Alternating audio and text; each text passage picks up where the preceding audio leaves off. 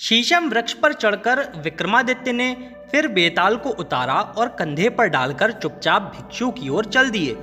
कुछ आगे चलने पर बेताल फिर से बोला, राजन, रात के इस समय इस भयानक शमशान में आते जाते तुम घबरा नहीं रहे हो?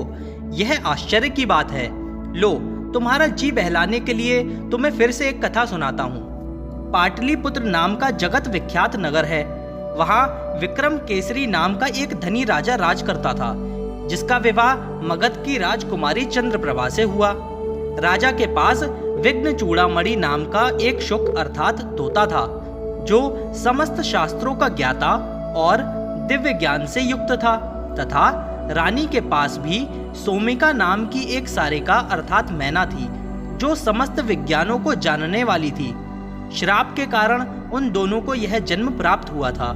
एक समय तोता मैना से बोला, क्यों ना तुम मेरे साथ एक आसन पर बैठो, एक साथ भोजन करो और सदैव मेरे साथ ही जीवन व्यतीत करो। मैना बोली, मैं पुरुष जाति का संसर्ग नहीं चाहती, क्योंकि वे दुष्ट और कृतघ्न होते हैं। तोता इस बात से आहत होकर बोला, यह कथन बिल्कुल मिथ्या है।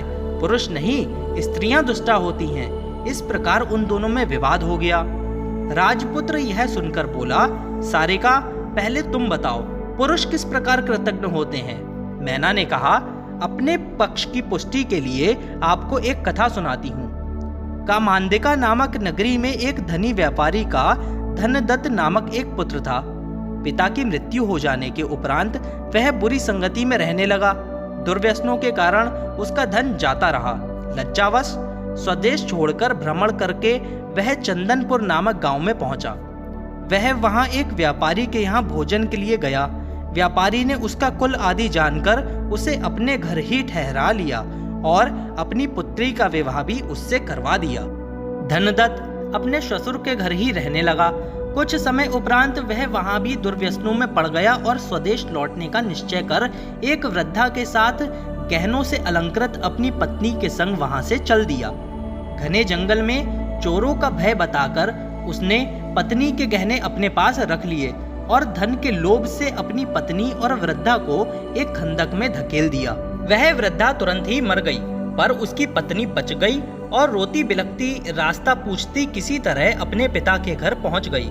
वहां जाकर उसने अपने माता पिता से कहा, रास्ते में डाकुओं ने उन्हें लूट लिया और खंदक में डाल दिया, जिस कारण वृद्धा मर गई और डाकू उसके पति को उठाकर ले गए। उधर उसके पति ने सारा धन जुए में गवा दिया। कंगाल होने पर उसने ससुराल जाने का विचार किया। उसने सोचा वह कह देगा कि उनकी पुत्री अपने घर सकुशल रह रही है, पर वहां जाकर उसकी पत्नी ने उसे दूर से देख लिया और उसके चरणों में गिरकर डाकुओं द्वारा लूट की झूठी कहानी उसे भी समझा दी। इस प्रकार अपने दामाद को वापस देख धनदत्त का ससुर उत्सव मनाने लगा। तत्पश्चात धनदत्त पत्नी सहित उसके घर पुनः मौज से रहने लगा। इतनी कथा कहकर मैना बोली, एक समय उसके पति ने जो कुछ किया वह कहने योग्य तो नहीं, फिर भी कथा के प्रसंग में कहना पड़ रहा है। उस दुष्ट ने अपनी सोई हुई पत्नी की हत्या कर दी और सारे गहने लेकर स्वदेश लौट गया। मैना ने कहा, पुरुष ऐसे पापी होते हैं। राजपुत्र तोते से बोला, हे शुक, सारिका अपनी बात कह चुकी, प्रत्युत्तर में तुम्हें जो कुछ कहना है वह कहो। तोता बोला, स्त्रियां भयानक साहस वाली, दुष्चरित्रा और पापिनी होती हैं। इस संदर्भ में यह कथा सुनो। हर्षवती नाम की नगरी में एक धनवान बनिए की वासुदत्ता नाम की पुत्री थी। उसने उसका विवाह समुद्रदत्त नामक सजातीय युवक के साथ कर दिया, जो सज्जनों के निवास स्थान ताम्रलिपि में रहता था। एक लौती संतान होने के कारण वासुदत्ता पिता के घर ही रहती थी। एक बार जब समुद्रदत्त अपने देश गया, तब पीछे से वासुदत्ता एक युवक को देखकर उस पर मोहित हो गई। उसने अपनी सखी द्वारा उस पुरुष को गुप्त रूप से बुलवाया और उसके साथ प्रेम में पड़ गई। वह अनेकों बार उस पुरुष से मिली। उसकी इस करतूत का पता उसकी सखी के सिवा किसी को ना चला। एक समय जब समुद्रदत्त वापस अपने ससुराल आया तो उसके ससुराल वाले अति प्रसन्न हुए। सारा दिन उत्सव उल्लास में बीता। रात को वासुदत्ता सबके सोने की प्रतीक्षा करने लगी। दिन भर की थकान के कारण सभी जल्दी सो गए। तभी एक चोर ने भी उसके घर में प्रवेश किया, किंतु वासुदत्ता को जगता देख अंधेरे में एक कोने में चुपचाप सिमट गया। वासुदत्ता अपने प्रेमी से मिलने के लिए गहने पहनकर सज संवर कर घर से निकल पड़ी। यह देखकर चोर को आश्चर्य हुआ। वह उसका पीछा करने लगा कि देखूं यह कहाँ जा रही है, रास्ते में इसके गहने भी छीन लूंगा। वासुदत्ता जब प्रेमी के बताए स्थान पर पहुंची, तब उसने अपने प्रेमी को एक वृक्ष पर मृत अवस्था में लटका हुआ पाया। हुआ यूं था कि जब वह वहां प्रवेश कर रहा था, तब नगर रक्षकों ने उसे चोर समझकर उसकी पीट कर हत्या कर दी और पेड़ से लटका दिया। अपने प्रेमी की इस अवस्था को देखकर वह विलाप करने लगी। उसने उसे पेड़ से उतारा और उसका मुख देखने लगी। तभी उसके मृत शरीर में एक वेताल ने प्रवेश किया, जिस कारण उसमें कुछ हलचल हुई। वासुदत्ता ने सोचा कहीं वह जीवित तो नहीं। वह यह देखने को हुई, तभी उस शरीर ने वासुदत्ता की नाक अपने मुंह से काट ली। जब वेताल उसके शरीर से चला गया, तब उसे मृत जानकर वह रोती बिलखती वहां से अपने घर चल दी। अपने कक्ष में पहुंचकर वह चिल्लाने लगी। चोर भी सब देख रहा था कि आगे क्या होगा। शोर सुनकर उसके घर वाले आ गए। वासुदत्ता चिल्लाकर बोली, बचाओ, मेरे पति ने मेरी नाक काट ली। ऐसा सुनकर उसके पिता ने उसकी कटी नाक और बहता रक्त देखकर अपने जमाता को रस्सी से बांध दिया। सभी समुद्रदत्त के प्रतिकूल हो गए, पर वह फिर भी मौन ही रहा।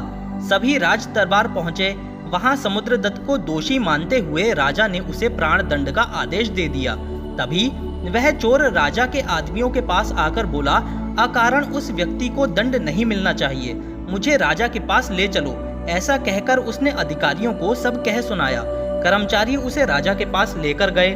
उस चोर ने पूरी रात का वृत्तांत राजा को सुना दिया और बोला, यदि विश्वास न हो तो स्वयं ही सत्य की जांच करवाएं। इस स्त्री की कटी हुई नाक अभी भी उस शव के मुख में है।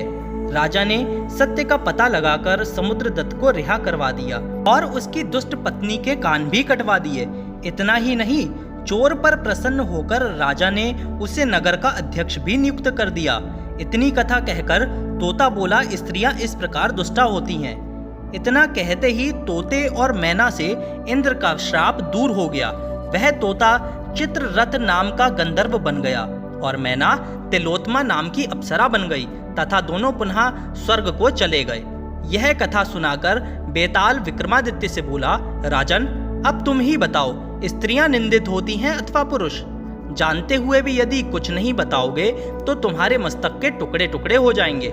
राजा बोले, हे वेताल, निंदित तो स्त्रियां ही होती हैं।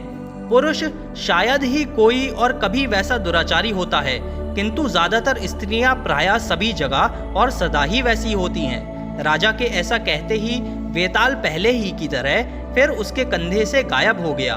राजा भी उसे वापस लाने के लिए फिर उसी वृक्ष की ओर चल पड़ा। अगर आपको यह वीडियो जरा भी पसंद आई हो तो वीडियो को लाइक करें, शेयर करें और चैनल को सब्सक्राइब जरूर करें। मिलेंगे आपसे अगली वीडियो में, तब तक के लिए गुड बाय।